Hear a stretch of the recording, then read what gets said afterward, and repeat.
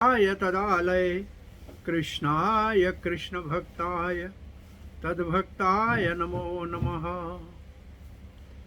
ओम नमो भगवते वासुदेवाय। ओम नमो भगवते वासुदेवाय। ओम नमो भगवते वासुदेवाय। नारायणं नमस्कृत्यं नरं चैव नरोत्तमं देवीं सरस्वतीं व्यासं ततो जयमुदीरये। नष्टप्रायेषु भद्रेषु नित्यं भागवत सेवया भगवती उत्तम श्लोकिर भक्तिर्भवती नैष्टिकी। कृष्णाय वासुदेवाय देवकी नंदनाय च नंदगोपकुमाराय गोविंदाय नमो नमः। जय श्री कृष्ण चैतन्य प्रभु नित्यानंद श्री अद्वैत गदाधर शिवासदि गौर भक्त। हरे कृष्णा कृष्णा कृष्णा हरे हरे, हरे राम राम राम हरे हरे। हरे कृष्णा। प्रिय भक्ति वैभव के भाग्यशाली रोहिणी के भक्तों, आप सबका श्रीमद् भागवत के भक्ति वैभव के अध्ययन में हार्दिक स्वागत है। हम तीसरे स्कंद श्रीमद् भागवत के 16वें अध्याय का आज शुभारंभ करेंगे, जिसमें वैकुंठ के दो द्वारपाल जय और विजय, जिनको 4 कुमारों ने सनक आदि ने रोकने के ऊपर जो श्राप दिया था, उसके उपरांत भगवान ने वहां आकर और 4 कुमारों को संबोधन किया था। तो 4 कुमार भगवान के उस संबोधन को समझ नहीं पाए, और इस अध्याय में भगवान और 4 कुमारों के बीच में वार्तालाप है, संवाद है, और जय और विजय के शराब का वर्णन है। तो आइए, जो पहले 12 श्लोक जो है ना, 1 से 12 तक, उसमें भगवान विष्णु 4 कुमारों से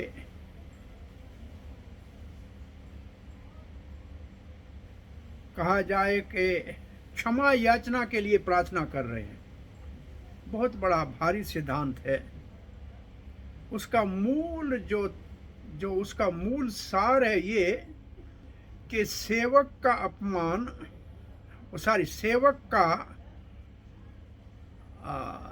सेवक के द्वारा त्रुटि हो या गलती हो तो स्वामी को उसका अपने आप को दायित्व संभालते हैं। ये बहुत बड़ा सिद्धांत है। भगवान ने ऐसे, श्री रामचंद्र ने भी एक बार विभीषण श्री रंगम मंदिर में आया था, तो अभी भी आते हैं, तो किसी ब्राह्मण के ऊपर उनके पांव का अंगूठा ही लगा तो वो मूर्छित होकर गिर पड़ा। तो ब्राह्मणों ने बंदी बना के रखा विभीषण को। श्री रामचंद्र को इसका पता लगा तो विमान में चढ़ के गए और उनको प्रार्थना की। उन्होंने कहा, महाराज भगवान, हम तो आपके सेवक हैं। एक बहुत बड़ा असुर रावण का भाई यहाँ आके एक ब्राह्मण के ऊपर जो है उसके पांव से प्रहार हुआ, ब्राह्मण मूर्छित हो गया। भगवान ने कहा तो उसको तो दंडित करना चाहिए। कौन है वो? जब विभीषण को सामने लाया गया तो भगवान ने कहा, सुनो ब्राह्मणों, ये मेरा सेवक है। सेवक का अपराध स्वामी अपने ऊपर लेता है, तो आपको जो दंड देना है मुझे दे दो। अब तो सारे ब्राह्मण बेचारे विचलित हो गए। कहा कि महाराज, हम आपके सेवक हैं, आपको कैसे दंड दे सकते हैं? बोला, फिर मेरे सेवक को मुक्त करो। तो ये सिद्धांत भगवान का निरंतर चलता आ रहा है। तो यहाँ ब्रह्मा जी अपने देवताओं को कह रहे हैं, ब्रह्मावाच, ये ब्रह्मा जी के शब्द हैं, इति तद्गृणीतां तेषां मुनीनां योगधर्मिणां प्रतिनन्द्यः जगादेदं वैकुंठ नीलयो विभो। जो वैकुंठ का स्वामी है, विभु है, महान है, बड़ा है, परम पुरुष भगवान है, नीलयो, उसके अंदर कोई भी वैकुंठ ऐसी जगह है, वैकुंठ नीलयो का मतलब नीलया का मतलब जहाँ रहने का स्थान, जैसे विद्यालय होता है या औषधालय होता है, ऐसे वैकुंठालय है। तो वैकुंठ नीलाय ऐसा स्थान है जहाँ किसी को कोई चिंता नहीं होता है। वो भगवान जब आए, इति तद गृणीताम तेषाम, उन 4 कुमारों के प्रति भगवान ने ऐसे वचन कहे। ऐसे कौन थे जिनको कहा? मुनि नाम योग धर्मी नाम। ये 4 कुमार योग के धर्म में परिपूर्ण थे, सिद्ध थे। प्रतिनिंद्य, और प्रतिनिंद्य का अर्थ है उनका अभिनंदन किया। जगादे इदम, जगाद भगवान ने ये वर्ण कहे, इदम क्या शब्द कहे वो आगे भगवान के शब्दों का वर्णन आएगा। तो इसका अर्थ ये हुआ, ब्रह्मा जी देवताओं को कह रहे हैं, उन 4 कुमारों का अभिनंदन करके, स्वागत करके भगवान ने बड़े मधुर वचनों में उसका स्वागत किया। किसने किया? वैकुंठ नाथ ने किया, जहां कोई भी चिंता किसी को नहीं है। इस श्लोक के ऊपर तात्पर्य नहीं है। दूसरा श्लोक पढ़ रहे, श्री भगवान वाच। अभी वैकुंठ नाथ 4 कुमारों को संबोधन करके क्षमा याचना मांग रहे। एतौ तौ पार्षदो मह्यम, ये द्विवचन में, 2 वचन में है। आपके द्वारा मेरे जो 2 पार्षद थे, जयो विजयो एवच, जिनका नाम जय और विजय है, कदरथी कृत्या, कदरथी कृत्या का अर्थ है उन्होंने मेरे आदेश का या मेरे विचार का या मेरी शिक्षा का, माम मेरी शिक्षा का उल्लंघन किया। यद्वो बहव अकर्तारम अति कर्मम, उन्होंने मेरी इच्छा के विपरीत आप जैसे महात्माओं का, जो बहुत बड़े महात्मा हैं, उनका अक्रातम, अक्रातम का मतलब एक अक्रात, एक अपराध किया, अति कर्मम, एक अपराध किया आपकी प्रति। मैं इस बात को मानता हूं। भगवान का ये जो वचन है, मेरे जो द्वारपाल थे जय और विजय जिनके नाम है, उन्होंने आप जैसे महान महात्माओं का अपमान किया है, क्योंकि उन्होंने मेरी इच्छा का विपरीत कार्य किया है, उल्लंघन किया है, ये बात कह रहे हैं। और इसके ऊपर श्रील प्रभुपाद जी लिखते हैं,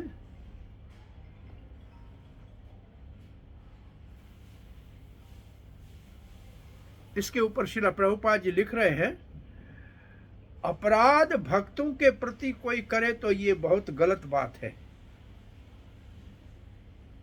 कोई वैकुंठ, अब ये बात बहुत भारी है, इस बात को समझना मुश्किल है। आप ध्यान से ये 2 लाइनें सुनिए। वैकुंठ में कोई जाके पहुंच भी जाए, फिर भी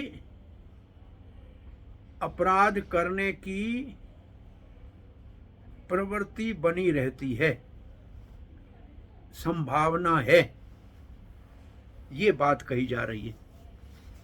और फिर कहा जा रहा है, परंतु एक अंतर है, वैकुंठ में अपराध करने वाले को की भगवान रक्षा करते हैं, और ये बहुत बड़ी बात है, क्योंकि भगवान के सेवक है। यहाँ ये उदाहरण जो जय और विजय का है, जिन्होंने 4 कुमारों का अपमान किया है, तो भगवान उनकी रक्षा करेंगे। ये अकस्मात ऐसे हुआ है, इसको जय और विजय का पतन नहीं कहा जाएगा, क्योंकि वो भगवान की सेवा में लगे थे। और उन्नत भक्तों को कभी भी ये नहीं सोचना चाहिए कि उनका पतन हुआ है। और भगवान का उस स्थान के ऊपर आना जहाँ ये दुर्घटना हुई है, वाद विवाद हुआ है भक्तों के बीच में दो प्रकार के, ये भक्तों के हृदय को प्रसन्न करने के लिए है। भगवान ये जान गए, अब ये बड़ी बात लिखी हुई है, भगवान ये जान गए कि ये चार कुमार मेरे चरणों का दर्शन करने के अभिलाषी थे और इनके मेरे चरणों के दर्शन के अभिलाषा में बाधा डाला है मेरे सेवकों ने। तो भगवान स्वयं ने आके उनको अपने चरणों का दर्शन कराया। और इसके ऊपर प्रभुपाद ने एक कथा पूरी लिख दी है कि हरिदास ठाकुर क्योंकि मुस्लिम परिवार में जन्म लिया था, इसलिए कभी भी जगन्नाथ मंदिर में जाने का वो इच्छा नहीं करते थे कि मैं इसका अधिकारी नहीं हूँ। परंतु प्रभुपाद जी लिखते हैं वही जो जगन्नाथ श्री चैतन्य महाप्रभु जगन्नाथ ही है, वो जगन्नाथ है। जय गौरा जय कृष्ण से ही जगन्नाथ। वो रोज हरिदास ठाकुर के पास दर्शन देने जाते थे और उनको प्रसाद जगन्नाथ का जाके देते थे। तो ये लिखा है यहाँ, ये बात को यहाँ कहा गया है, प्रभुपाद जी कहते हैं इसका अर्थ है कि अगर चार कुमारों को भगवान के चरणों के दर्शन में बाधा पड़ी तो स्वयं भगवान ने आके उनको अपने चरणों का दर्शन कराया। और श्री प्रभुपाद लिखते हैं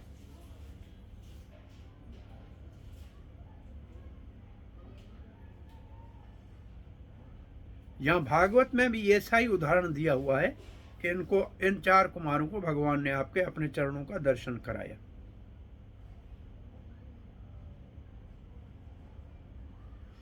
और विशेष बात यह है कि भगवान अकेले नहीं आए, श्री जी को साथ लाए, लक्ष्मी के संग आए। और लक्ष्मी का दर्शन करने की कोई अभिलाषा नहीं थी, परंतु इतना बड़ा उनको आदर दिया गया कि भगवान अपनी अंतरंग शक्ति के साथ लक्ष्मी के साथ आके उनको दर्शन दिया। तो ये बहुत बड़ी बात है। इसमें वैकुंठ में भी दोष हो सकता है, ये एक बहुत बड़ी भारी बात है जो असंभव है परंतु अकस्मात हो सकता है।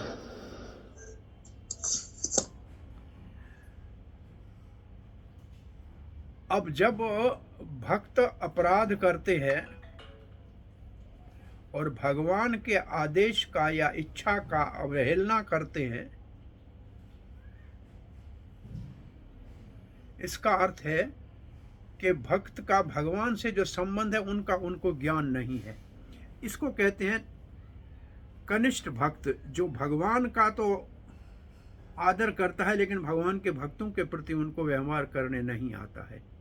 तो तीसरे श्लोक में लिखा है यस्तव एत्यो धृतो दंडो भवद्भीर माम अनुवर्तितः वर्तैहि। अच्छा किया जो आपने इनको दंड दिया है ना, मैं भी उसका अनुमोदन करता हूं, मेरे इच्छा है कि आपने अच्छा किया। स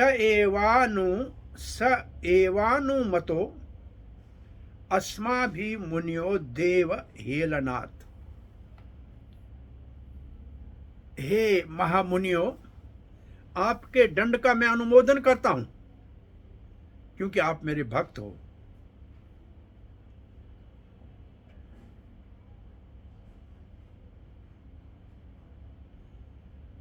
आप मेरे भक्त हो इसलिए मैं आपके दंड का अनुमोदन करता हूं।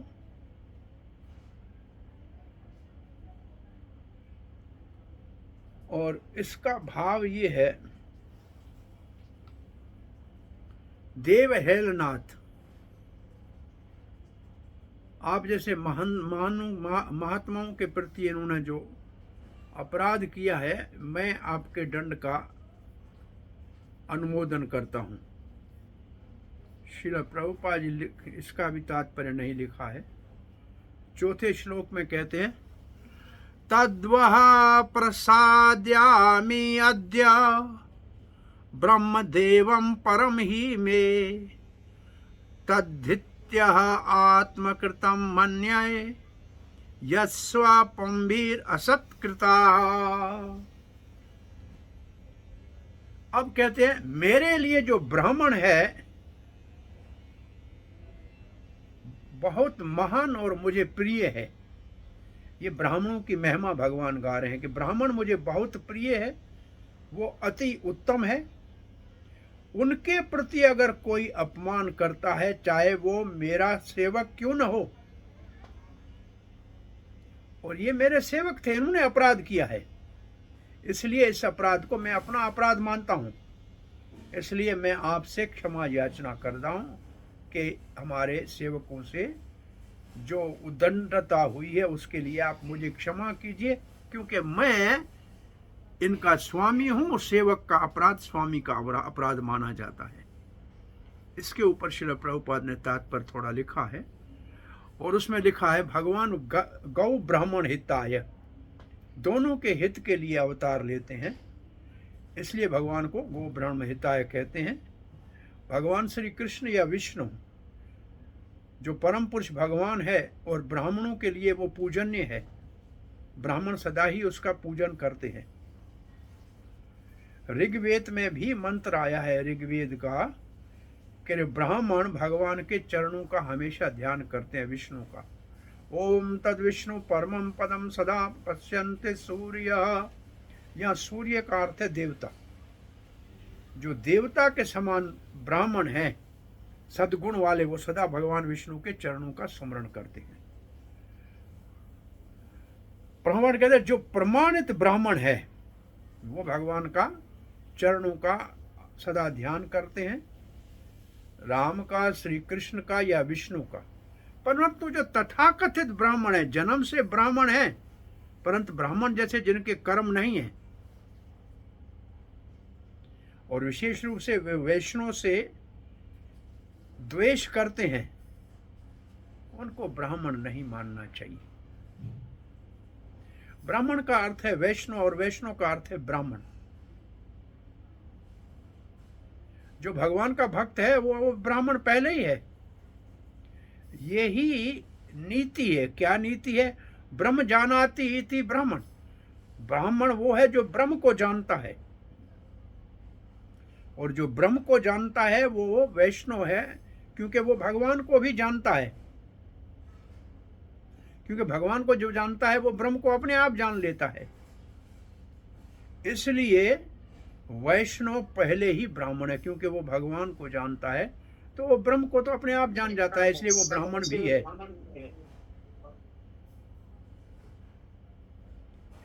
आप देखिए जो ब्राह्मण की महिमा इस अध्याय में कही गई है भगवान के मुख से, वो भक्त ब्राह्मणों की महिमा है, वैष्णव की महिमा है।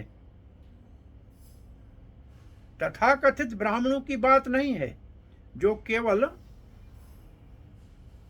जन्म से ब्राह्मण है परंतु ब्राह्मणों के गुण नहीं है। ये प्रभुपाद जी का भाव है।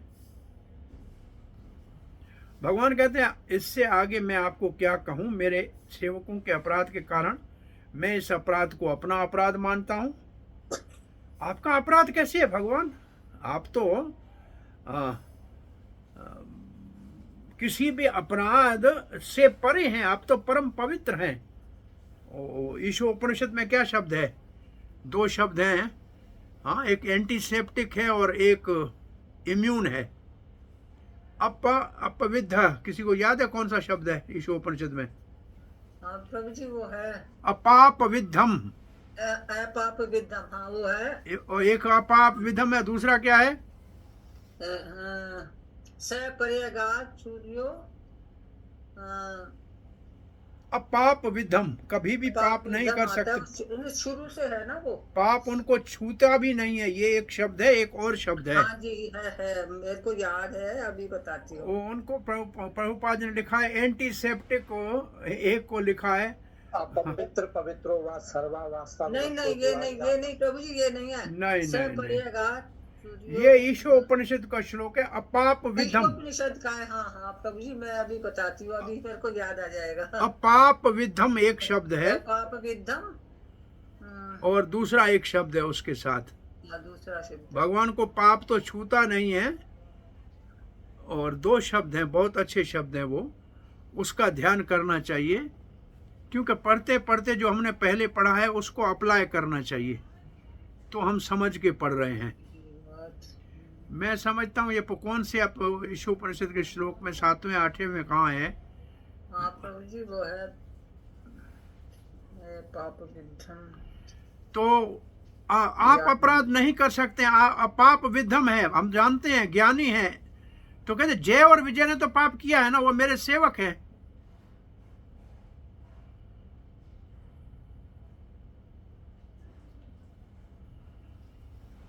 मैं उनसे स्नेह करता हूं, इसलिए मैं उनके पाप को अपना पाप मानता हूं। मैंने नहीं किया है, लेकिन मेरे सेवकों ने किया है। ईशोपनिषद का श्लोक किसी को समझ में आए तो याद करना। 5वां श्लोक पढ़ रहे हैं। यमनामानि च गृणाति लोको भृत्य कृतागसी स्वसाधुवादस्तत्कीर्तिम हंति त्वचम इवामयः। इसका अर्थ है, सेवक अगर कोई गलत काम करता है तो सामान्य जनता उनके स्वामी को उसका दायित्व दे के मानते हैं कि स्वामी ठीक नहीं है, इसलिए सेवक ने अपराध किया है। और उदाहरण देते हैं, जैसे चमड़ी के ऊपर एक भी सफेद दाग हो जाए तो उसको कोढ़ी कहते हैं कि इसको कोढ़ कुष्ठ रोग हो गया है। ऐसे ही एक अपराध, सेवक का अपराध स्वामी के लिए कुष्ठ रोग की तरह छोटा दाग है, लेकिन कुष्ठ रोगी माना जाएगा। तो अपराध सेवक का होता है, लेकिन दोष स्वामी के ऊपर आता है, ये भगवान मानते हैं। प्रभुपाद जी लिखते हैं, अब उसी तात्पर्य को प्रभुपाद जी आगे लेके बता रहे हैं। जो वैष्णव होता है वो पूर्ण रूप से एक अधिकारी होता है, प्रामाणिक होता है। जैसे भागवत में लिखा है कि वैष्णव में सब देवताओं के गुण होते हैं। कहाँ लिखा है, किसी को याद है? बहुत प्रसिद्ध श्लोक है 5वें स्कंद का। मैं बताऊं? बोलिए। अभी बताती हूँ, याद करना पड़ेगा। यस्यासि भक्ति अकिंचना, यस्यासि भक्ति भवति किंचन, हाँ, हराव भक्त से कुतो महद्गुणा मनोरथे धावती बही। ये श्लोक है, उसका आधा यहाँ बताया। याद आ गया मुझको ये वाला ना, जो ईशोपनिषद वाला था। हाँ हाँ, वो है से परेगा शुक्रम में कायम में वर्णम स्नाभि शुद्धम ए पाप विद्धम कवि मनीषी परिभू स्वयंभू याथा तथ्य अर्थान व्यधात शाश्वतीभ्य समाभ्य। तो इसमें जो एक अपाप विधम के आगे लिया है, शुद्धम लिखा है। शुद्धम शुद्धम है पाप विद्धम, शुद्धम और अपाप विधम है बराबर। ठीक है, ठीक है, ठीक है। तो ये श्लोक अभी आपको समझ में आ गया कि 5वें स्कंद भागवत का श्लोक है। क्योंकि प्रभुपाद ने भागवत लिखा है, श्लोक नहीं लिखा है, तो आपको ढूंढना चाहिए। और फिर प्रभुपाद जी यहाँ से एकदम चैतन्य चरितामृत में चले जाते हैं कि जो भक्त है वैष्णव, उनमें 26 गुण होते हैं। और ये गुण जैसे हम भक्ति में उन्नति करते हैं, कृष्ण भावना में, ये गुण हमारे जीवन में विकसित होने लगते हैं। और उनमें एक गुण ये है कि वो कभी भी किसी के प्रति अपराध की भावना न रखे। क्योंकि एक अपराध भी एक जो जख्म तो मिट जाता है, उसके बाद जो निशान होता है वो निशान रह जाता है। और वो भगवान के ऊपर, इससे हम आपको इससे एक विशेष शिक्षा से देना चाहते हैं कि हम कृष्ण भावना में श्रील प्रभुपाद संस्थापक आचार्य है। हमारे छोटे भी चरित्र में दोष को वास्तव में लोग पूरी संस्था के संस्थापक को कहेंगे, अरे ये प्रभुपाद का भक्त है, इसमें ये दोष दिख रहा है, इसका मतलब अपमान प्रभुपाद जी का होगा। ऐसे यहाँ लिखा हुआ है कि भक्त कभी कोई निंदित कार्य करता है तो भगवान के ऊपर वो एक स्कार की तरह एक धब्बा लग जाता है। और हमको सोचना चाहिए, हमारे जीवन में बाहर हम माला हाथ में लेके और वैष्णव तिलक धारण करके अगर घूमते हैं और कोई भी ऐसा दुर्व्यवहार करते हैं तो उसका जो दाग है वो संस्थापक के पे ऊपर लगेगा। इसलिए सावधान रहना चाहिए। हमारे दोष से शुद्ध भक्त को और भगवान को दोष आरोपित होता है। इसमें चक्रवर्ती पाद क्या लिखते हैं, भगवान कैसे अपराध कर सकते हैं? अगर करेंगे तो उनको कौन दंड दे सकता है? तो भगवान के ऊपर तो कोई दोष नहीं लगता है। अरे बोला दोष क्या है, भगवान अपराध नहीं करते हैं, परंतु सेवक के दोष के कारण उनके ऊपर आरोप आ जाता है। स्वामी का जो सम्मान है वो सेवक के पाप से नाश हो जाता है। ऐसे कहते हैं पुत्र के दोष से पिता की मान की हानि होती है, शिष्य के दोष से गुरु के मान की हानि होती है, भक्त के दोष से भगवान के मान की हानि होती है, पत्नी के दोष से पति के मान की हानि होती है, प्रजा के दोष से राजा के मान की हानि होती है। ये एक सिद्धांत है। और उदाहरण ये दिया है कि एक छोटा सा दाग भी चमड़ी पे हो जाए तो उसको कहते हैं कुष्ठ रोगी है। अब हम आगे का श्लोक पढ़ रहे हैं।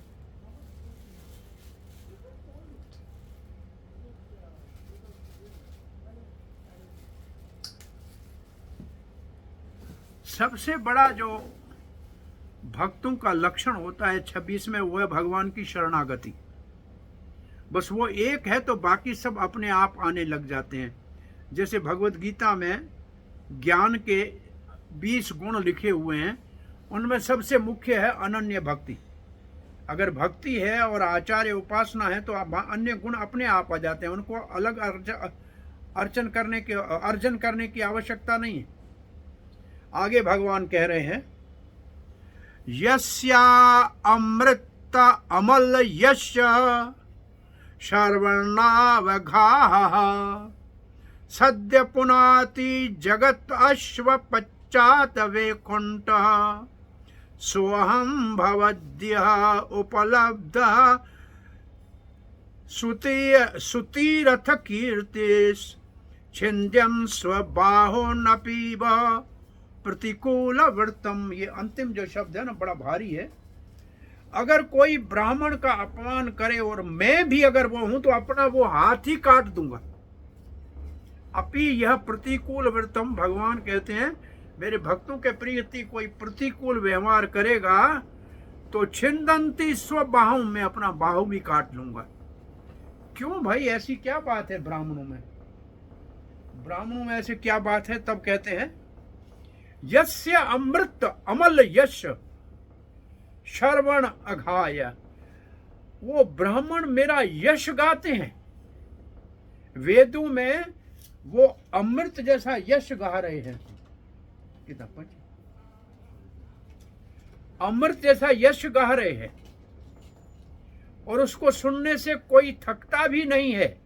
सत्य पुनाति जगत, उसकी वजह से सारा जगत पवित्र हो जाता है। ब्राह्मण अगर वेद का वाचन न करे, मेरी महिमा न गाए, तो जगत में मुझे कौन जानेगा। और अश्व पश्चात, जो कुत्ता खाने वाले भी है ना, वो भी पवित्र हो जाते हैं। वैकुंठ, वो सब परेशानियों से परे हो जाते हैं। सोअहम भवद्यः उपलब्ध, और आप ऐसे ब्राह्मण है। और तीर्थ है, सुतीर्थ कीर्ति ही।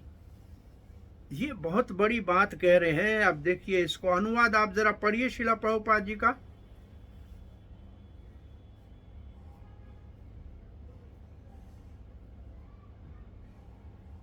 हरे कृष्ण प्रभु। मैं पढ़ूं ना? हाँ जी। संपूर्ण संसार में कोई भी व्यक्ति, यहाँ तक कि चंडाल भी, जो कुत्ते का मांस पकाकर और खाकर जीता है, वह भी तुरंत शुद्ध हो जाता है यदि वह मेरे नाम, यश आदि के गुणगान रूपी अमृत में कान से सुनते हुए स्नान करता है।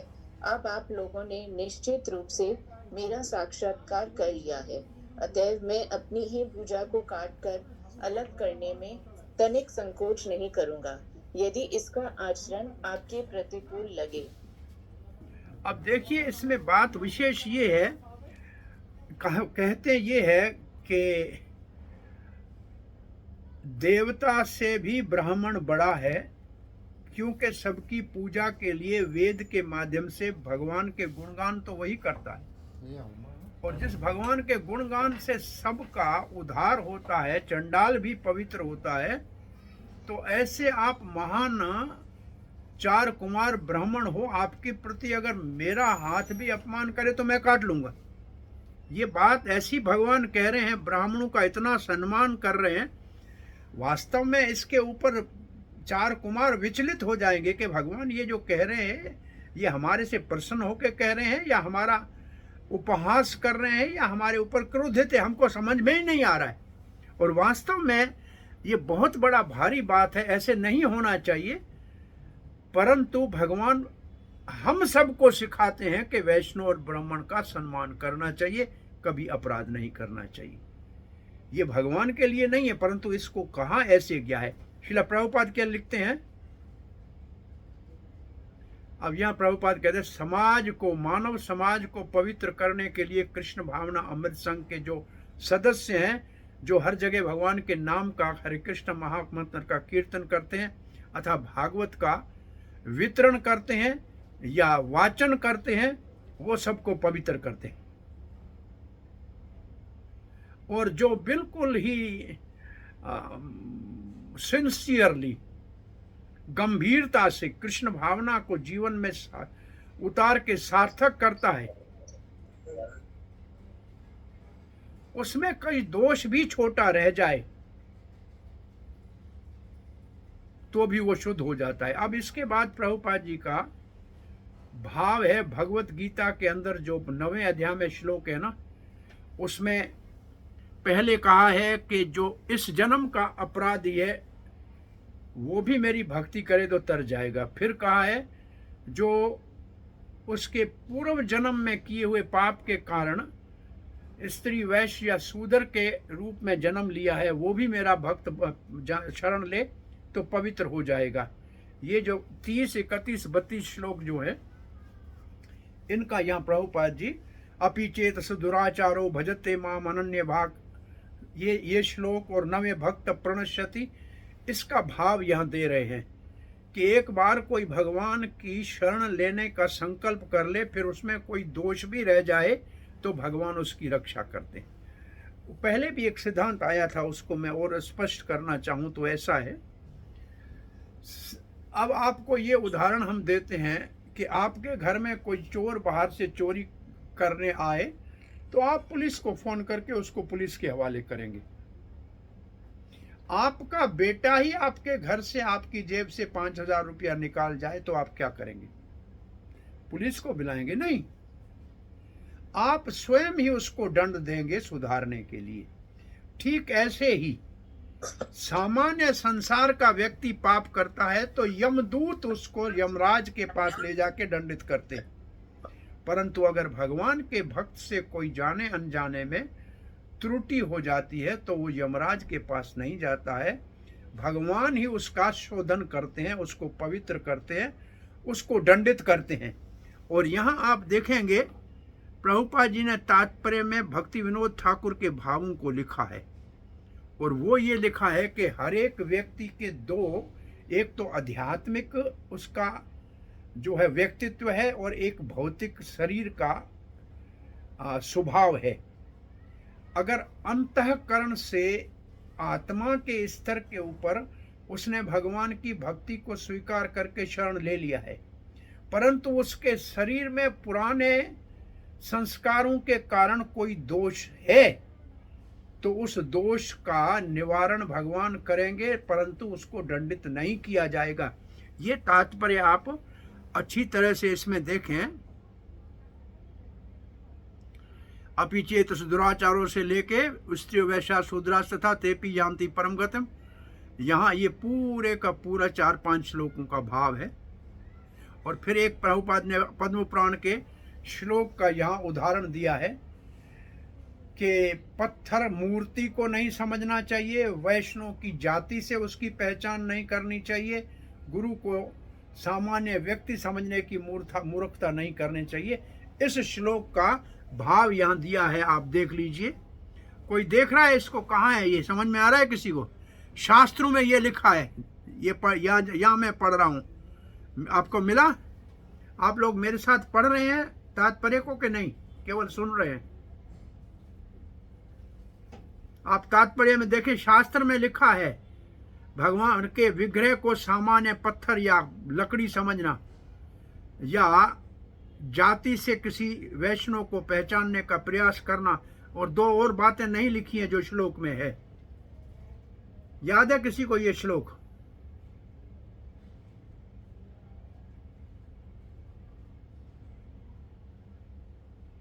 ये श्लोक है पद्म पुराण का, यस्यासी बुद्धि, गुरु को सामान्य मानव, ये पूरा श्लोक है। यहाँ उसका आधा भाव प्रभुपाद ने दिया है। आप देखिएगा इस श्लोक को, कहीं आपको मिल जाएगा, बहुत जगहों पे लिखा हुआ है ये। किसी को ध्यान में आ रहा है?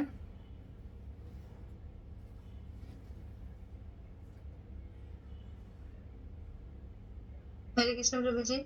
हाँ, इसी में ना ये भी है ना कि गंगा जी को नॉर्मल वो माना, नदी माना, साधारण सामान्य नदी जल के माना, जैसा। ये भी हो सकता है, ये भी हो सकता है, गंगा जी को साधारण हो सकता है। ये श्लोक है पद्म पुराण का, तो उसको प्रभुपाद ने यहाँ लिखा है, विशेष रूप से इस दृष्टि से लिखा है कि भक्त को जाति से नहीं पहचानना चाहिए।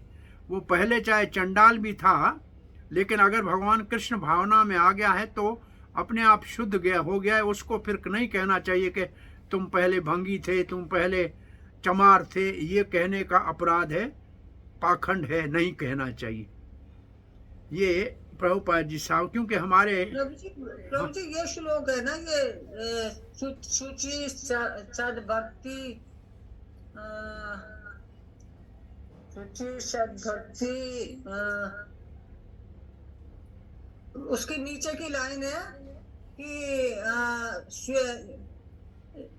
स्वे पाको अपि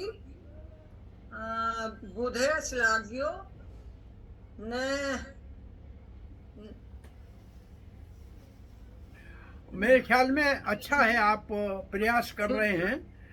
आप इसको अच्छी तरह से कहीं से ढूंढ के ग्रुप के अंदर डाल देना कि ये इस परपट में ये श्लोक है, और ये पद्म पुराण का श्लोक है। प्रभुपाद ने कई जगह उद्धृत किया है। हम सिर्फ आपको ये समझाना चाह रहे हैं कि प्रभुपाद के तात्पर्य को कैसे पढ़ना चाहिए। आपका दिमाग के अंदर बत्ती जलनी चाहिए कि ये प्रभुपाद ने कहाँ से लिखा है। ये शास्त्र का, प्रभुपाद जी शास्त्र को ही लिख रहे हैं, अपने मन से कुछ नहीं लिख रहे। ये केवल हम आपको सुनाना चाह रहे हैं। अब प्रभुपाद जी आगे लिखते हैं। अब सारांश क्या है? सारांश ये है कि जो कृष्ण भावना को बहुत ही गंभीरता से जीवन में ले लेता है तो समझ लेना चाहिए कि वो पहले ही पवित्र हो गया है, और हर प्रकार से भगवान श्री कृष्ण उसकी रक्षा करेंगे। न मे भक्त प्रणश्यति। और यहां भी भगवान अपने 2 द्वारपालों की रक्षा करेंगे। इसका भाव ये है। और इस रक्षा के लिए भगवान को अपना हाथ भी काटना पड़े तो उसमें पीछे नहीं हटेंगे।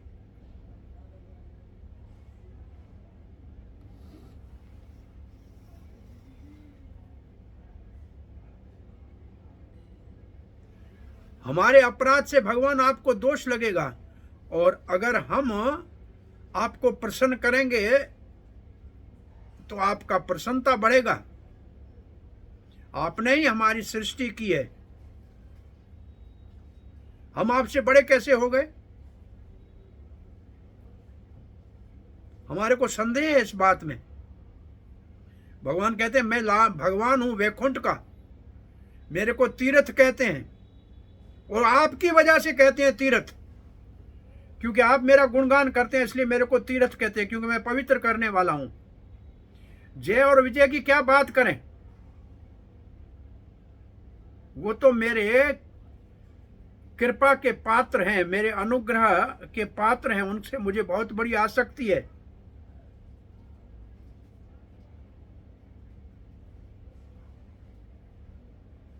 हमसे अपराध हो गया है, इसलिए हम आपको प्रार्थना कर रहे हैं कि हमें क्षमा कर दो। ये चक्रवर्ती पाद का मैं पढ़ रहा था। अब हम गए 7वें श्लोक में। प्रभु जी मैं सुनाऊं वो वाला श्लोक अब जो आप पूछ रहे थे अभी? बोलिए जी। वो है अर्चे विष्णु शिलाधि अर्चा विष्णु शिलाया नर्मति वैष्णवे जातु और नरमति गुरु, गुरु के लिए गुरु को सामान्य व्यक्ति मानना और वैष्णव को जाति से पहचानना बराबर। कलिमल मथने पाद तीर्थे अम्बु बुद्धि, और गंगा को सामान्य जल समझना। हाँ, शिव विष्णु नामने मंत्रे सकल कलुषहे शब्द सामान्य बुद्धि, विष्णु सर्वेश्वरे से तदितर समर्थि यस्य वा नरकी सा। उसको नारकी है। इसका मतलब वो बहुत ही बड़ा जो है अपना अपमानित व्यक्ति है, नारकी, नरक में रहने वाला व्यक्ति है जो इसकी ऐसी बुद्धि है। ये कहाँ से श्लोक है? पद्म पुराण का है प्रभु जी। नहीं, पद्म पुराण तो मैंने कहा था। अब ये इसको आपका इस ग्रुप में डाल दें ताकि सबको ध्यान में रहे कि कहाँ इस श्लोक को प्रभुपाद ने उद्धृत किया है। ठीक है प्रभु जी, डाल दूंगी प्रभु जी। और जो मैंने उस दिन श्लोक बोला था ना, दो भूत सर्गे लोके अस्मिन् देव आसुर एच, वो तो पद्म पुराण का ही है प्रभु जी। नहीं, पद्म पुराण में हो सकता है, लेकिन भगवत गीता के 16वें अध्याय में है। उसमें भी है प्रभु जी, उसमें भी है, इसमें भी ऐसे ही है। ये दिवाओ इमाओ सर्गे लोके देव असुर एव च, विष्णु भक्ति स्मृतो देवे आसुरम तद विप्रय। हाँ, हो सकता है कि आगे वाला श्लोक ऐसे हो। हरे कृष्णा। पद्म पुराण का ये भी, और ना ये इसमें ऐसे ही दिया हुआ है, दो भूत सर्गे लोके अस्मिन् देव आसुर एव च विष्णु भक्त स्मृतो देवे आसुरम तद विप्रय। हाँ जी, हाँ जी, हाँ जी, वो उसका आगे का टुकड़ा ऐसे हो सकता है। ये श्लोक आप सब तो लिखे हुए हैं प्रभुपाद के किताबों में, फिर भी अध्ययन के समय इनको कहीं न कहीं सबको दे दिया जाए तो अच्छा है। प्रभु जी मेरे को तो मोस्टली ना आते हैं, ये मैंने याद किए हुए हैं। अच्छा किया आपने। ये इम्पोर्टेंट श्लोका वाली बुक है ना, हाँ हाँ, उसके मेरे को 7 स्कंद तक के पूरे जो चैप्टर वो श्लोक हैं वो सारे कंठस्थ हैं। नहीं, अच्छा है ये। आप इस उम्र में कर सकती हैं तो सबको प्रेरणा आपसे मिलनी चाहिए। और ये जीवन बहुत हमारा थोड़ा है, और इसमें और काम छोड़ के कुछ भगवान के इन शब्दों को, शास्त्र के श्लोकों को जो मंत्र के समान है, इनको स्मृति में लाना चाहिए। आपसे प्रेरणा लेनी चाहिए सबको। अब श्लोक 7वें में लिखा है, यत सेवया चरण पदम पवित्र रेणुम सदयः क्षता अखिल मलम प्रतिलब्धशीलम न श्रीर विक्रमपि मां विजहाति यस्या प्रेक्षः लवार्थ इतरे नियमं वहन्ति। इस श्लोक में कहते हैं कि आपके मेरी गुणगान करने के लिए लक्ष्मी मेरे चरणों को छोड़ के कभी जाती नहीं है, और सारा संसार लक्ष्मी की कृपा को पाना चाहता है, और वो लक्ष्मी मेरे चरणों को नहीं छोड़ती है क्योंकि आप मेरा गुणगान करते हैं। ये इस श्लोक का भाव है। आप में से कोई इसका अनुवाद पढ़े प्रभुपाद जी का? पढ़िए। क्योंकि भगवान ने आएगा, क्योंकि मैं अपने भक्तों का सहायक हूँ, इसलिए मेरे चरण कमल इतने पवित्र बन चुके हैं, वे तुरंत ही सारे पापों को धो डालते हैं। मुझे ऐसा स्वभाव प्राप्त हो चुका है कि देवी लक्ष्मी मुझे छोड़ती नहीं, यद्यपि उसके प्रति मेरा लगाव नहीं है, और अन्य लोग उसके सौंदर्य की प्रशंसा करते हैं तथा उसकी रंगमत कृपा पाने हेतु भी पवित्र व्रत रखते हैं। हाँ, तो देख, इस श्लोक का भाव देख लिया आपने। क्योंकि मैं ब्राह्मणों का सेवक हूँ, मैं भक्तों का सेवक हूँ, इसलिए लक्ष्मी मेरे चरणों को कभी नहीं छोड़ती है और संसार लक्ष्मी को चाहते हैं। और प्रभुपाद जी का भाव देखिए, भगवान और भक्त के बीच में जो संबंध है वो दिव्य है, बड़ा सुंदर है। जैसे भक्त चाहता है कि मैं भगवान की सेवा करूं, या वो ऐसे सोचता है ये मेरा इतना मान सम्मान है, मेरे अंदर गुण है, ये भगवान की कृपा से है। और भगवान ऐसे सोचते हैं कि भक्तों के भक्ति से मेरा इतना बड़ा आध्यात्मिक जो दिव्य गुणगान लोग करते हैं, ये भक्तों की कृपा से है और उसकी वृद्धि होती रहे। दूसरे शब्दों में प्रभुपाद जी लिखते हैं, भक्त सदा ही भगवान की सेवा के लिए चिंतित रहता है और भगवान भक्तों की सेवा के लिए अवसर ढूंढने के लिए चिंतित रहते हैं।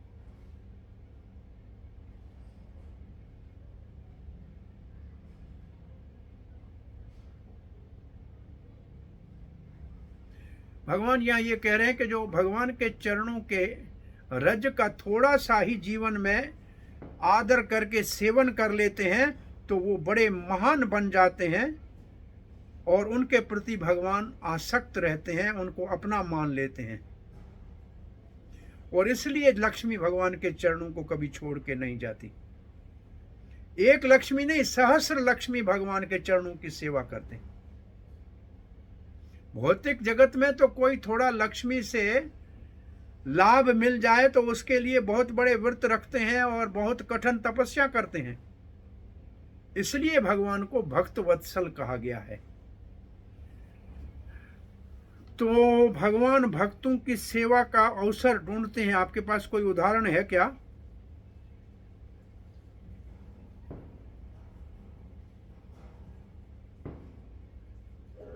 सुदामा जी का। सुदामा जी का क्या उदाहरण है कि भगवान सुदामा की चरणों की सेवा कर रही है, करके सिखा रहे हैं कि ब्राह्मणों को सम्मान देना चाहिए, अन्य वर्णों को ब्राह्मणों का सदा आदर करना चाहिए। हाँ, अच्छा उदाहरण है। भगवान अर्जुन के सारथी बने हैं, ये भी तो भक्त की सेवा है।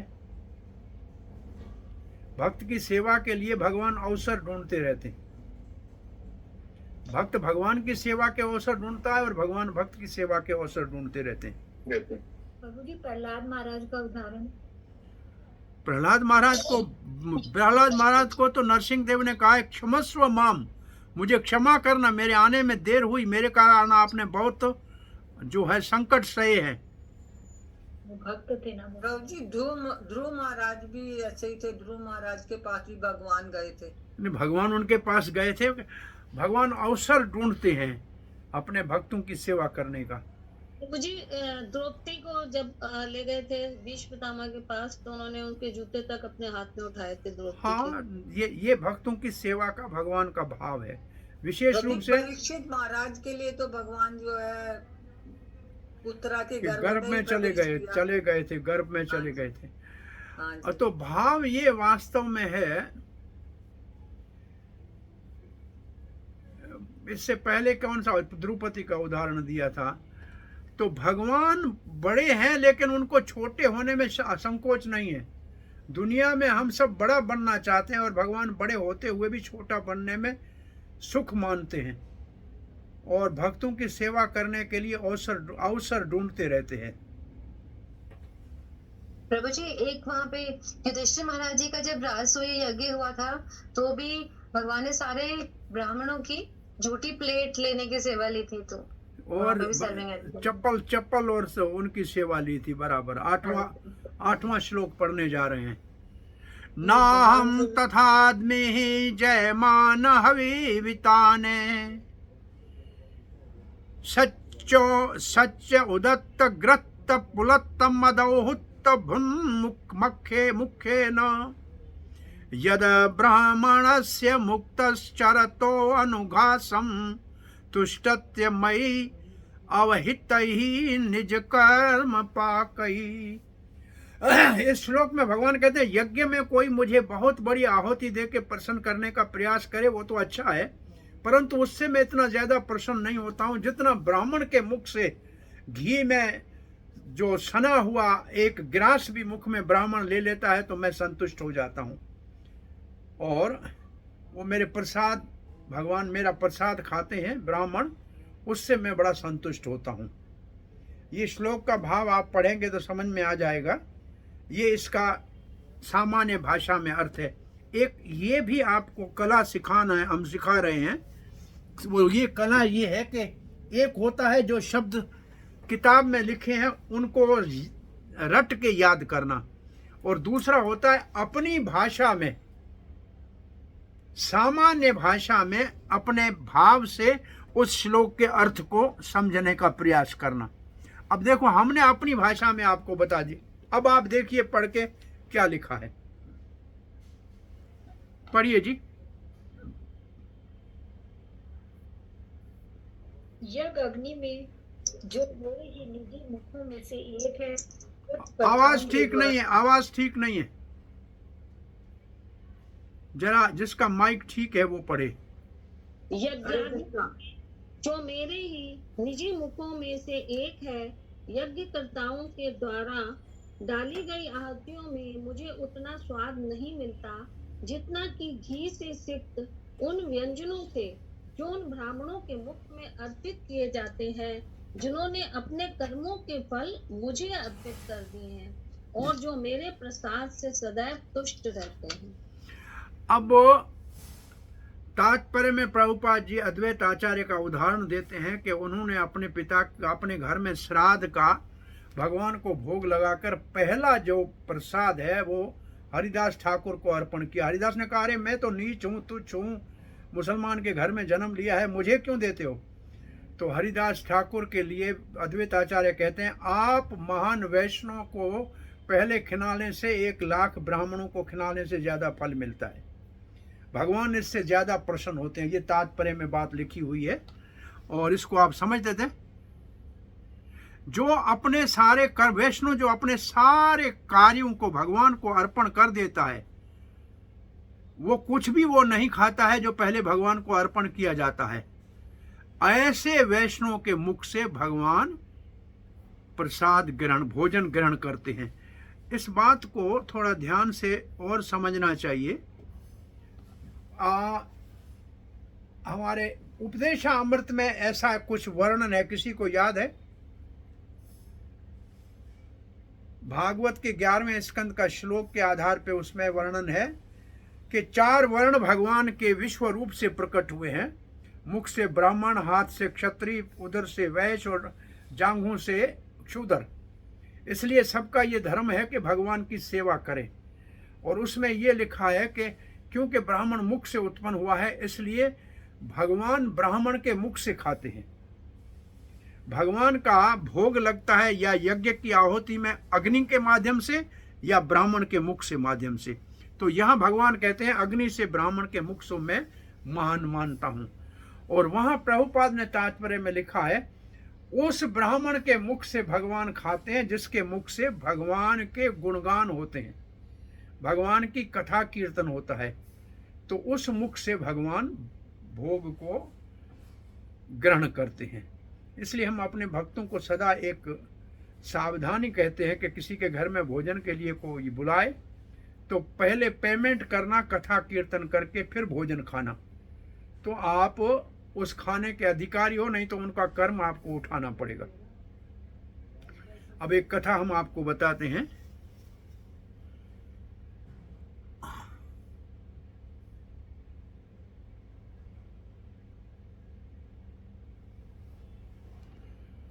तो वो कथा ये है कि जयपुर के महाराज वैसे भी निम्बार्क संप्रदाय के हैं, वैष्णव हैं, और बड़े मंदिर रूप गोस्वामी के लिए गोविंद देव का मंदिर भी उन्होंने बनाया था। और फिर गोविंद देव को औरंगजेब के समय में अपने राज्य में ले जाके अपने जो दरबार आम थी उसके अंदर सबसे मिलने वाला जो उनका बड़ा स्थान था उसमें विराजमान कर दिया। तो उनका प्रतिदिन यज्ञ करने का नियम था और बहुत गाढ़ी की रबड़ी गाय के घी की शुद्ध देसी अंदर पिस्ता बादाम केसर डाल के यज्ञ के लिए ब्राह्मणों को देते थे और ब्राह्मण रोज स्वाहा करके सब निवेद्य अग्नि में डाल देते थे। एक दिन ब्राह्मण उस जो बहुत आकर्षक उनसे उसके अंदर से जो सुगंध आ रही थी उससे रुक नहीं पाए, 2 चम्मच अग्नि में डाल के फिर आपस में मिल के सबने खा लिए वो रबड़ी। उस दिन भगवान को रात को भगवान स्वप्न में आए, राजा को कहा कि आज आपका यज्ञ बहुत बड़ा पवित्र था और मैं प्रसन्न हो गया। तो दूसरे ने महाराज ने आके दूसरे दिन राजा ने ब्राह्मणों को बुलाया, बोला आपने कल कैसे यज्ञ किया था। अब तो ब्राह्मण बेचारे भयभीत हो गए कि राजा के किसी गुप्तचर ने देखा होगा कि हम भोजन का सारा सामान यज्ञ वाला खा गए, अब हमारे को दंड मिलेगा, इससे अच्छा है झूठ नहीं बोले सच बोल दे। कहा महाराज बात सच्ची आपको बताएं, वो जो 1 किलो से ज़्यादा गाढ़ी रबड़ी आती है ना केसर पिस्ते वाली, कल हमारा मन वैसे उसको खाने के लिए इतना लालायत हुआ कि 2 चम्मच हमने सुहा किया, बाकी हम खा गए। उन्होंने समझा राजा नाराज होगा, राजा प्रसन्न होकर बोला वाह वाह वाह, कल के आपकी इस पूजा से भगवान बहुत प्रसन्न हुए, मेरे को कहा है। इसका मतलब ब्राह्मणों के मुख से खाने से भगवान प्रसन्न होता है। तो आज से 1 किलो तो यज्ञ के लिए रबड़ी आएगी और 2 किलो आपके लिए आएगी। आप यज्ञ करके आराम से पा लीजिएगा, भगवान इससे प्रसन्न होता है। हरे कृष्ण। आई कथा समझ में आपको?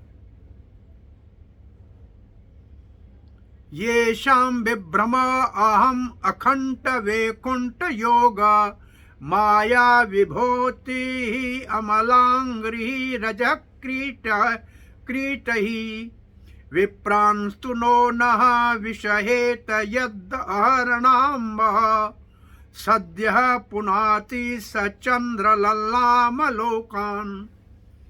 अब भगवान कहते हैं कि मेरे चरणों की रज से निकलने वाली गंगा जो सारे संसार को पवित्र करती है, यहाँ तक कि शंकर जी, ये जो चंद्र ललाम लिखा है ना, जिसको चंद्रमौली भगवान शंकर का नाम है, और उसको भी पवित्र करने वाली है।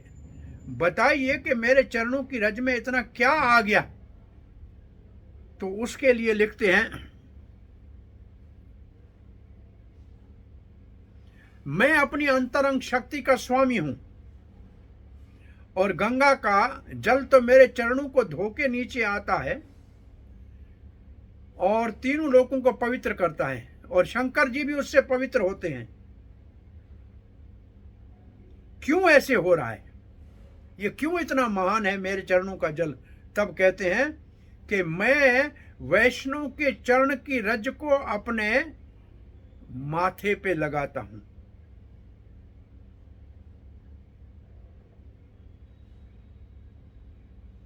इसलिए मेरे चरणों की रज से निकलने वाली गंगा संसार को पवित्र करती है। ये बहुत बड़ा भाव इसमें बहुत ऊपर है। इसमें का बात ये कही गई है कि वैष्णव से अपराध, ब्राह्मण से कोई अपराध भी हो जाए तो उनको दोष नहीं मानना चाहिए। मेरे चरणों से तीनों लोग पवित्र होते हैं, गंगा से शंकर भी पवित्र होते हैं, क्योंकि मेरे मुकुट के ऊपर, क्रीट कहते हैं मुकुट, मेरे मुकुट के ऊपर शुद्ध ब्राह्मणों के चरणों की रज लगी हुई है, और इसलिए मेरे पास श्री है। तो ये ब्राह्मणों के चरण की, प्रभुपाद जी कभी कहा करते थे कि जो मुस्लिम मुल्कों में जाके कृष्ण भावना का प्रचार करे उसके चरणों की रज को मैं माथे पे लगाऊंगा। और यहाँ भगवान कहते हैं क्योंकि भक्तों के चरणों की रज मेरे मुकुट में लगती है, इसलिए मेरे चरण की रज से सारा संसार पवित्र होता है। और इस श्लोक के भाव में प्रभुपाद जी ने लिखा है,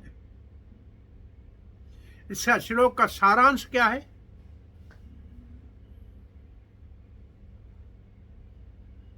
कौन ऐसा? भगवान अपने भक्तों की वो कर रहे हैं ना, कि मैं भक्तों का, मतलब जैसे भगवान कहते हैं भक्त पराधीना, तो उसी तरह भगवान क्योंकि भक्त वत्सल हैं तो भगवान अपने भक्तों की महिमा का गुणगान कर रहे हैं इसके अंदर। तो एक लाइन में अगर कहा जाए तो कौन ऐसा है जो ब्राह्मणों के चरणों की रज को अपने माथे पे नहीं लगाएगा?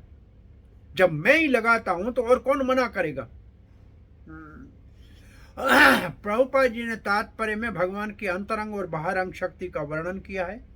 अंतरंग शक्ति वैकुंठ में कार्य करती है, बाहरंग शक्ति जगत में कार्य करती है, और दोनों का क्या अंतर है उसको प्रभुपाद ने यहाँ वर्णन किया है। और फिर प्रभुपाद लिखते हैं, भगवत गीता में लिखा है, ऊर्ध्व मूल अधशाखम 15वें अध्याय की बात लिखी है। इसका मतलब भौतिक जगत आध्यात्मिक जगत का प्रतिबिंब है, ये बात लिखी है। और फिर लिखा है प्रभुपाद ने,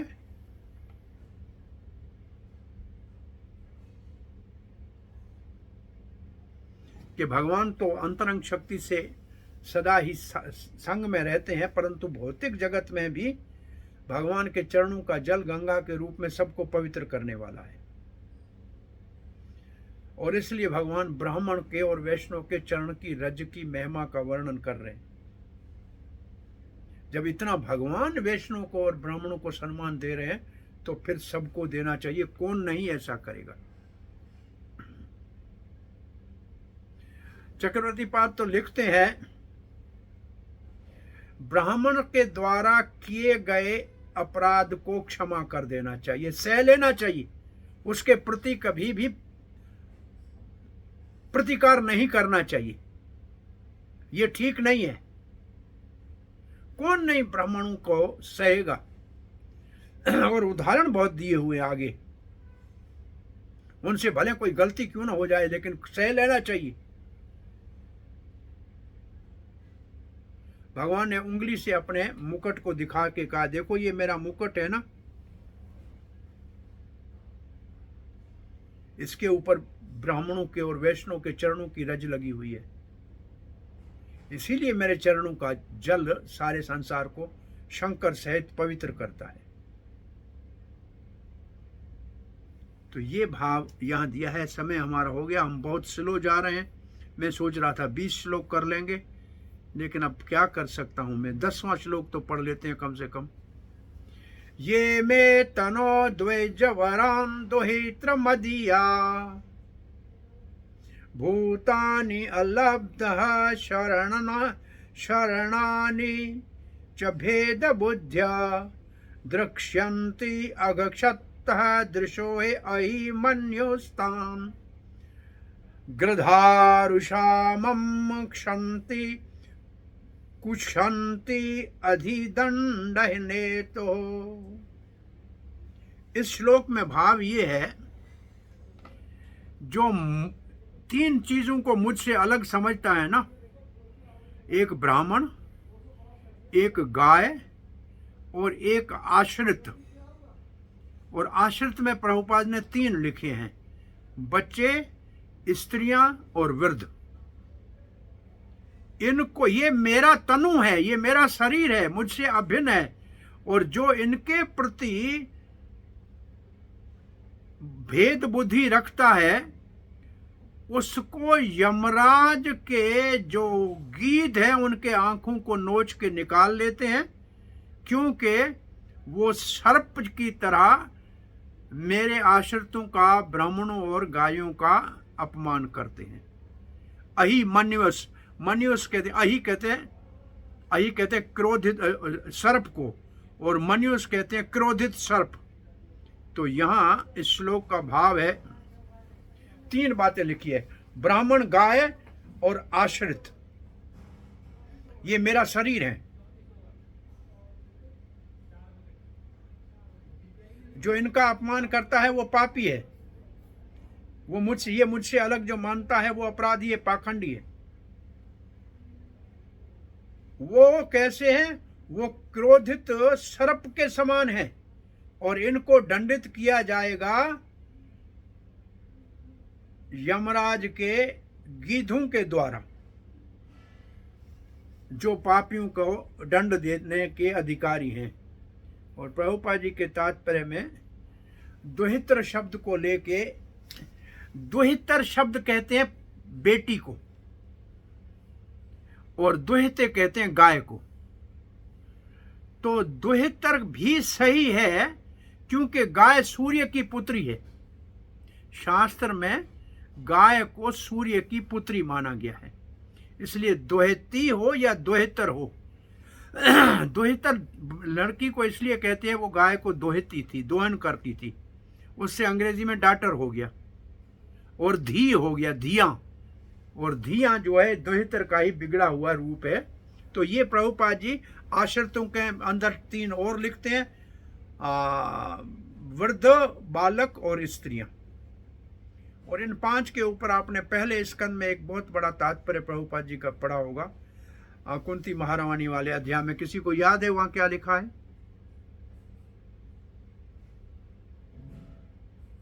प्रभु जी वो जो लास्ट वाला श्लोक है, श्री कृष्ण कृष्ण सख विष्णु ऋषभ अग्निदु राजयन सुमंस दहन अनकबर वीर्य गोद्विज गोसुर हार्थ हरावतारा गोद्विज गोसुर। एक तात्पर्य में प्रभुपाद जी ने लिखी है बात है कि ये 5 जिस समाज में सम्मानित नहीं है वो समाज नाश, उस समाज का नाश निर्धारित है। ब्राह्मण, गाय, बालक, स्त्री और वृद्ध, और उसके कारण लिखे हैं। और हम ये प्रश्न एक देते हैं पहले स्कंद में कि क्या हमारी संस्था इन 5 की सुरक्षा करने में सफल हुई कि नहीं हुई? कितने हम सफल हुए हैं या समर्थ हैं? हमने बच्चों के लिए क्या किया है, स्त्रियों के लिए क्या किया है, वृद्धों के लिए क्या किया है, गाय और ब्राह्मण के लिए क्या किया है? ये बहुत एक विशाल छोटा सा परपट है, लेकिन बहुत भारी परपट है। यहाँ उदाहरण क्या दिया गया है? जो इन गाय, ब्राह्मण और आश्रितों को भगवान से अलग समझता है वो है क्रोध सर्प के समान, और उसको दंड देंगे यमराज के गीध। ये इस श्लोक का भाव है। मेरे ख्याल में इतना ही आज कर पाएंगे, आगे नहीं जा पाएंगे। समय पूरा हो गया, मुझे क्षमा करना, मैं बहुत ढीला ढाला और धीमा आदमी हूँ, बहुत आगे जल्दी नहीं जा सकता हूँ, तो आप सहन कर लीजिए मेरी इस आलस को। प्रभु जी हमें तो बहुत अच्छा लग रहा है, हमें लग रहा है आप ही हमारा तीसरा सेकंड कैंटो भी पूरा आप ही करा दीजिए। हरे कृष्ण।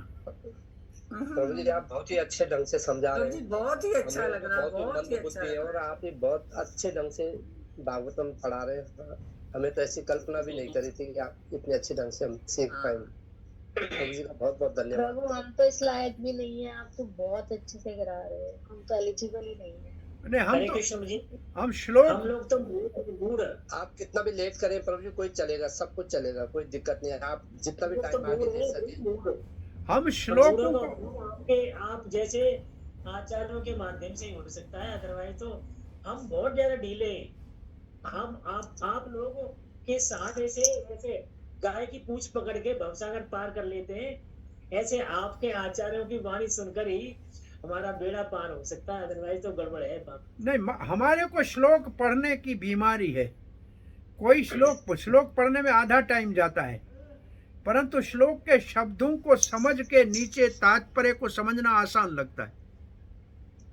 इससे सही समझ में आता है प्रभु। जब आप श्लोक पढ़ते हैं तो आधा अर्थ उसमें क्लियर हो जाता है।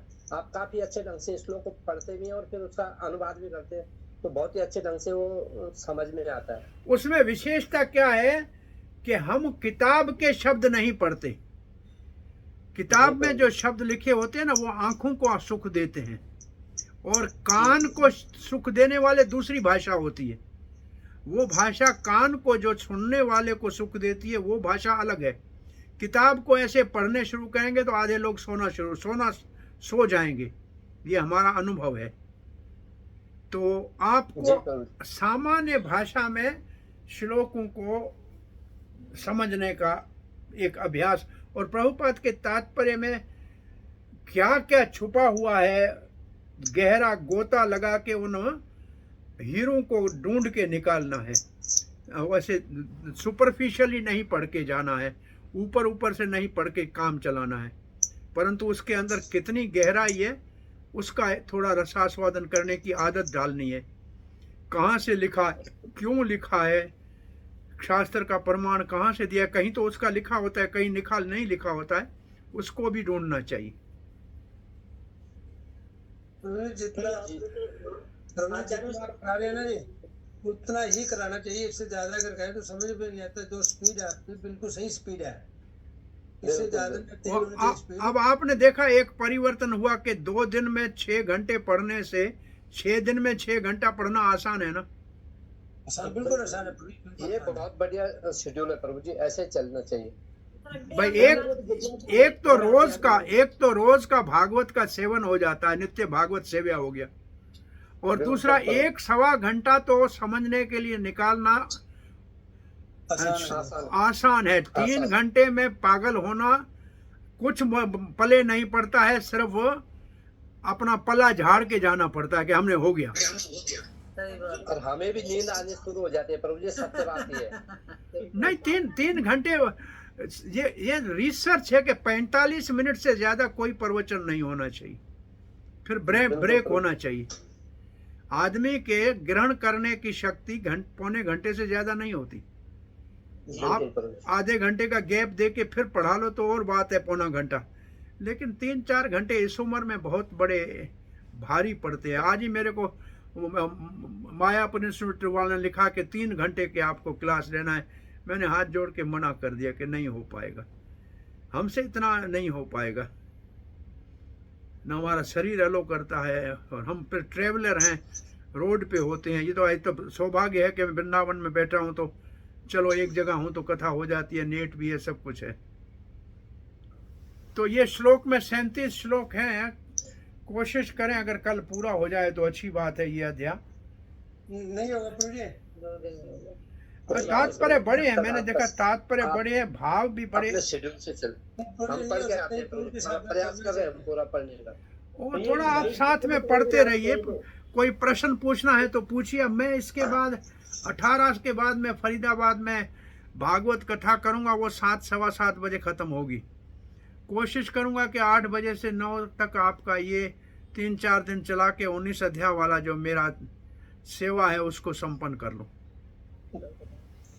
आपसे एक जिज्ञासा है प्रभु, अगर आप बोलिए जिज्ञासा क्या है प्रभु?